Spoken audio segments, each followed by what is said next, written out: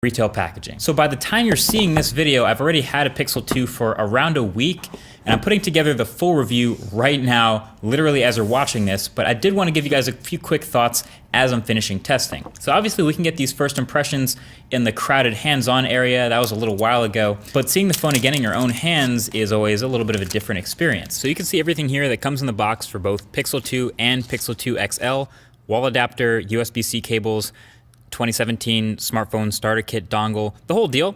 This unboxing is of course of the Pixel, but then of course, what do you know, I've been testing the XL, so mine is already fully set up. So this is our second look at the phone, and of course it's our second look at these bezels in real life. But honestly, the more I look at them, the less ugly they look, and I feel like they may also be necessary for the squeeze feature to activate Google Assistant, but I'll definitely have more on that in the full review.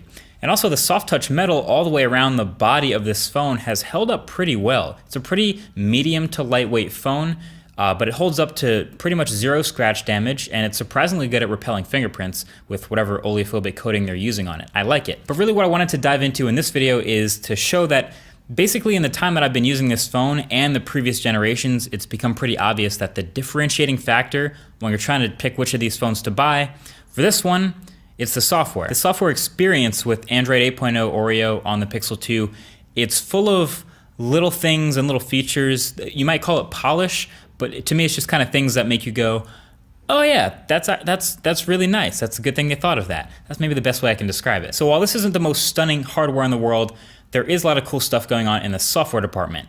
So let's break it down. Number one, the settings app is redone and cleaned up and sorted. So different Android skins handle the ever-increasing number of extra features in Android in different ways. You know, some of them spread them out more, some of them are very colorful. This one is more into nesting the less used features, but overall I think this is super clean. You have a consistent theme, you have the search function that works really, really well. It's white and blue, so it's really easy on the eyes. I'm a big fan of the settings app in this new version of Android. Now number two is the Now Playing feature, which is pretty freaking incredible. So this is a feature that's supposed to proactively tell you what song is playing where you are on your phone before you have to even ask it to. It works most of the time, not all the time, but a lot of the times when you experience that sort of a desire to know what song's playing, when you're in like a coffee shop or in some place where music is playing, it's usually a pretty popular song, and that's why it works often. But it's using the always-on mics on this phone, and it's using Pixel's ambient services to pull from a pool of tens of thousands of songs, which doesn't sound like much, but that's usually enough based on, like we said, where you're hearing these songs. But basically when it does recognize one of the songs you're listening to, it works as advertised. It shows up on your lock screen. You can drag down your notifications and actually click on that song that it's identified for you and maybe play it on YouTube or add it to a Spotify playlist, whatever you want to do with it. It's pretty solid. The only downside was I did get rickrolled recently. I know you're judging me for that, but it was actually way funnier like 3 minutes later when I saw Never Gonna Give You Up on my lock screen. Thanks, internet. Now, number three is Google Lens, and this was the image recognition software that we're seeing, both built into Google Photos and in the camera, and eventually going to be on its own. It's Pixel exclusive for now, and it's just basically starting to work on our phones. Basically, Google Lens is best at identifying things with text in them. It's basically doing a reverse Google image search, and anytime you do a reverse Google image search, adding text is really, really good for narrowing down what you're looking at. So this Hasselblad photo I took is a great example. When you look at the wide angle photo with the whole shape of the camera, the text isn't necessarily in focus, and I hit Google Lens, and it just kind of knows it's a camera. But when I do a second close-up photo where you can see the text Hasselblad is more in focus, Google Lens definitely recognizes that text and adds it to its search, and it's more able to properly identify what it's looking at by adding that. So overall, I didn't go out of my way to use Google Lens that much, but when I did, it was really cool to see. It didn't really approach me the way something like the Now Playing feature did. It just kind of appeared in my face. But I think this is one of the things that will also get better with time, especially seeing how much AI is a forward focus with Google right now. I expect it to. And then number four is, I just want to say the new picture-in-picture implementation for the new YouTube app on these phones is fantastic. Essentially, you used to hit the home button before and it would immediately go into background play and whatever video you're watching would not be visible. On these phones, you're watching a YouTube video, you hit the home button and it shrinks perfectly into a picture-in-picture window that you can still manipulate and move around the page and use it in the background. And when you want to bring it back, you can tap on it and full screen the video again.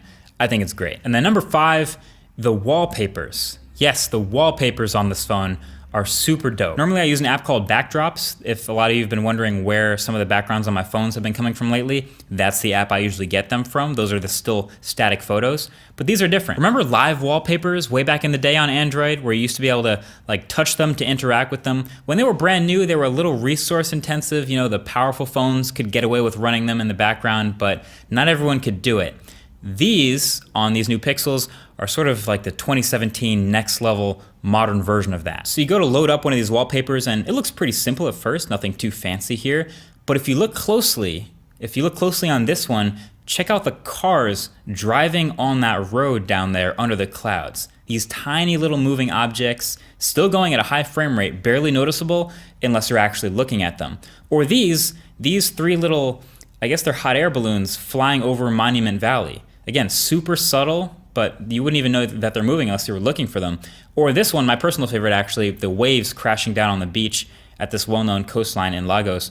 These are sweet, and good news with this part is they aren't Pixel exclusive technically. They've already been ported out. So I'll leave a link right below that like button to get these and put them on your own Android phone if you want them right now. But yeah, there's way more stuff I have to share with everything from like the little things like notifications improvements on this phone or the stabilization in the video camera, all the way up to long-term battery life and performance. All of this will be in the full review. And I know I just did a video on DxOMark, but the claim for best camera in any smartphone, yeah, that also does hold up here. So there's a lot to unpack. Expect the full review in a couple days, a little bit down the road, but this has been fun for the first impressions and the unboxing.